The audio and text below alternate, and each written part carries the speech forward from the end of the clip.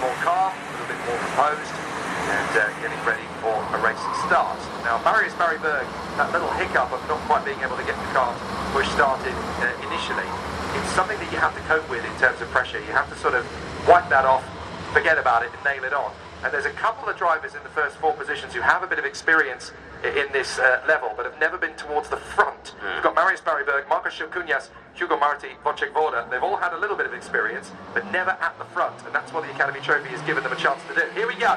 Let's see how it's all going to play out. Up to the first corner, good start from Barryberg and Marti. They get their way through into first and second.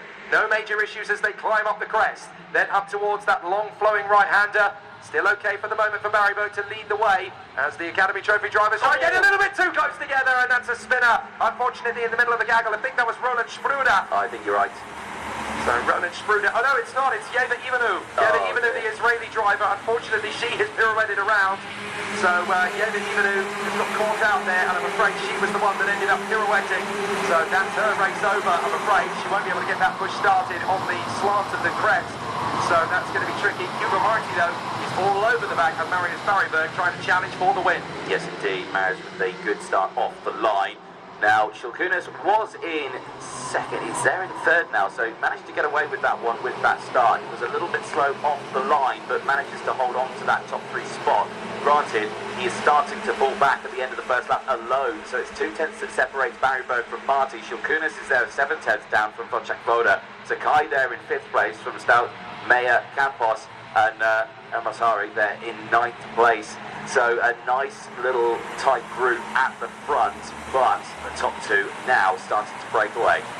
So we've got Marius Barryberg, the Norwegian, out in front. A couple of nice moves there in the mid-pack. It's as though we had Rocco Coronel, the Dutchman, trying to work his way forward. His father Tom, very proudly here watching along, seeing how his young charge continues the family legacy.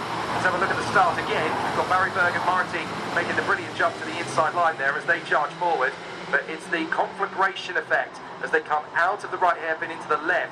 That's where things really started to go wrong. And unfortunately, if you watch in the middle of this gaggle, you've got 2 or 3 cars together. There's already a little bit of contact, and boom, you've got 2 or 3 cars into the same bit of space. There's no gap really for Yeva Ivanu, and she is kind of squeezed into that compression. There's nothing she can do, and she's spat out. Yeah, indeed. It's a bit of a shame to see an incident like that happen on our first lap. So yeah, very not the best way to start the weekend.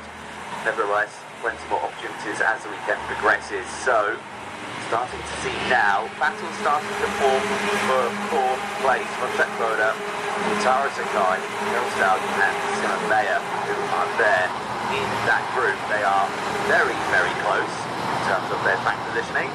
And again, this sort of stage, your race leaders are breaking away. It's early doors in the race.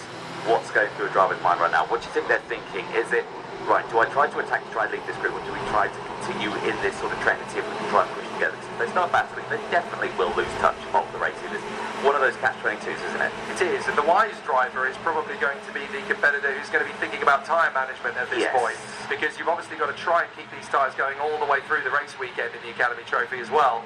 You've got to keep them going all the way to the finish, and that's the key factor here.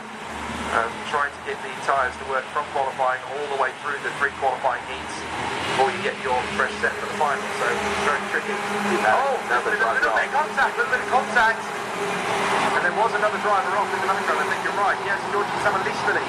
So the Georgian driver, Georgi Samalishvili, has ended up out of the race.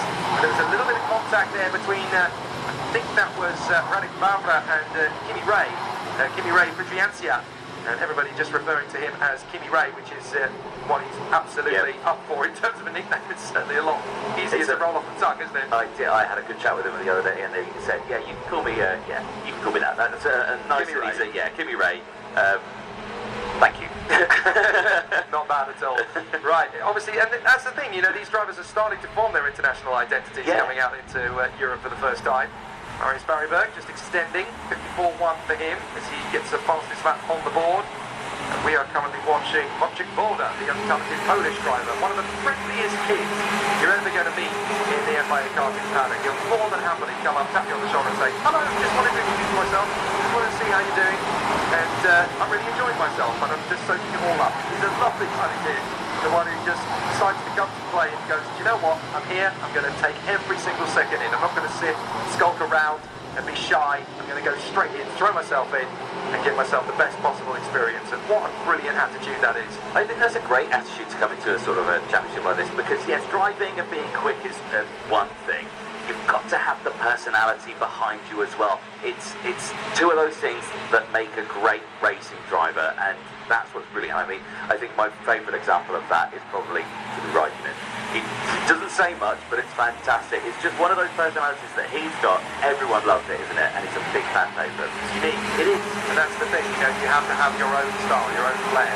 Marius Berryberg, Hugo Marti and Marcus Cunhas, your top three. Fastest of all in sector one, though, Hugo Marti trying to step up the attack a little bit to try and stay with the Norwegian up front. Marius Berryberg, who is one of a very decent karting dynasty in Scandinavia. His sister Marie is also a very talented racing driver. So Marius pushing on very hard here, looking good in the Academy Trophy in the first weekend of the season. It's Berryberg in front of Marti, Cunhas, Volder, Sakai, Stout, Maya, Campos, the Angolan doing a very good job in the top 10. Zainal Mossani has worked up forward, up into 9th place now as well. And then in 10th place it is the Dutchman Rocco Coronel. So, nice little shake-up there of the field. So far, biggest mover, Philip, I would say, for Mexico with the biggest move. Here's a replay of Kimi Ray getting trouble. Looks like he was able to just hold on to that one at the end of it. There's a little bit of a tap between Jan-Philipp Krul and Rennik Vavrai. Vavrai has really struggled to make up progress since that little tap. It's been a bit of an interesting one as far as he's concerned. So managing to dodge it, but certainly compromising. Now this young man with the pink helmet, that is Yutaro Sakai, the Japanese driver, who's again come into this with a very positive attitude.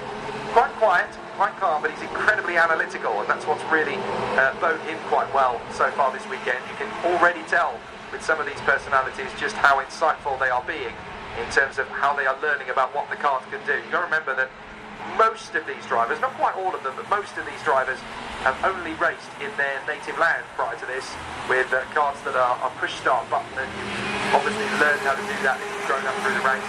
The OK engines are so different by comparison, and that is Gracie Grantham, I do believe. I know that's Jens Even who's still watching from back one. Yeah. But two retirements, Jens Even and Georgi Samalishvili, I think had his problem as well. The Georgian driver also out of the race, I'm afraid. Gracie Grantham is still circulating, but she has fallen a little way back from Christian Tonolini and Kyle Nikolaev, and still making as steady progress as she can make. And it's obviously very important to remember that everybody learns at a different pace, and they all come from very different environments. I mean, a lot of the European drivers are towards the front end, and also Yutaro Sakai, largely due to the fact that these are the kind of conditions they relish. This is what they're used to growing up in. Yeah, exactly. You know, the temperature out there, relatively cool. I mean, it says the air temp 14 degrees. It certainly wasn't this morning. I was outside walking around. I could see my breath. Yes, so I suspect it was a little bit colder than that. But as they go through, the humidity is going up as well. That's the biggest question, which brings in that question mark about what's going to happen later. I saw the full time thunder. That might be interesting. It is good. There's Hugo Marti, the Spanish driver, running in second position. I think to follow along in the footsteps of many of his counterparts. Last Spanish driver to win the Academy Trophy, of course, was Marty Boya, who then, of course, went on to compete in Formula Regional, and now he is stepping up to Formula 3 in the Grand Prix paddock. So, obviously, some great legacies built from the Academy Trophy. And the previous Spanish champion prior to that was Marta Garcia, who has gone into international competition as well. Very great to see that Spain still producing some great talent in the world of karting. But so is Norway. Marius Berryberg looking very strong at the moment, and continuing to make big steps forward, big gains as he settles himself into a neat rhythm here in the Academy Trophy. Not really looked out of sorts at any point during this qualifying heat. He hasn't lost the lead at any point. He's kept it nice and tidy, not overstretching himself, not pushing too hard, and again, it's going to be a very neat and composed victory for Marius Berryberg. He comes off the final turn, takes the checkered flag, and that'll be job done for him in the first Academy Trophy heat of his weekend. They get 3 each prior to the final tomorrow. So